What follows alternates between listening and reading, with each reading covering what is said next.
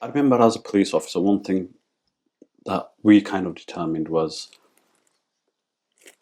Asians don't tend to call the police first off, and we don't tend to leave our women, if that's the right way to say it. South Asian women historically don't tend to leave abusive marriages until the police are called. And sometimes they go back. I remember, again, going back, it's been a long time since I was in the police, but going back, most often they'd go back. And like you say, it'd be because there was a belief that family mediation would help stop the abuse. And a lot of the times, they wouldn't want to end the relationship, they'd want the abuse to end. You've hit the nail on the head.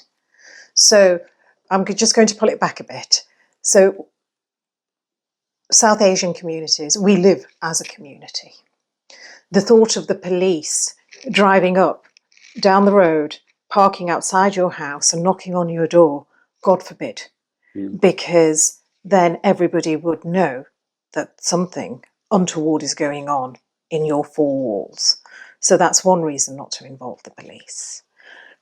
In my experience, when the police were involved, it was usually because a neighbour had called them or a child had called them, or if a client of mine had called them, she did it in absolute panic, but had then abandoned the call halfway, and then the police had traced the number and had then attended.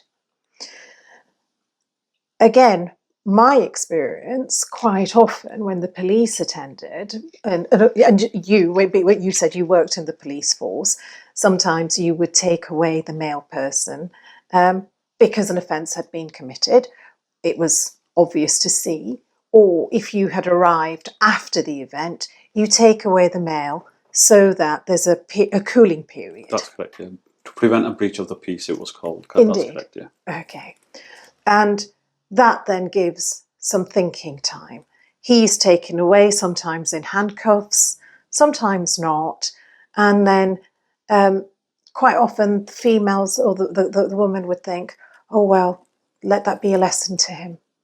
I'm sure he will be very worried by that. And then by that time, family all become involved and they all say the right things and there may be remorse. But unfortunately, domestic violence isn't fixed in that way. That's a very short fix. There are, oh, I'm sorry, you were about to interject me, but please don't, because if I don't say this, I may forget. There are other ways to address domestic violence. I'm not saying that if a man is violent, he will be violent forever. Therapy, attending domestic violence perpetrators groups to understand what are my triggers, what gets me so angry, why do I behave in this way, learning other techniques in how to manage one's behaviour. Surely that's a better way of dealing with it and maintaining a healthy family life. I think maybe 20 years ago I wouldn't have had the same opinion as yourself. However, due to the experience as a police officer or as a criminal defence advisor and now a magistrate, I'm better placed to agree with you and better placed to have a broader understanding of the issues that our communities face.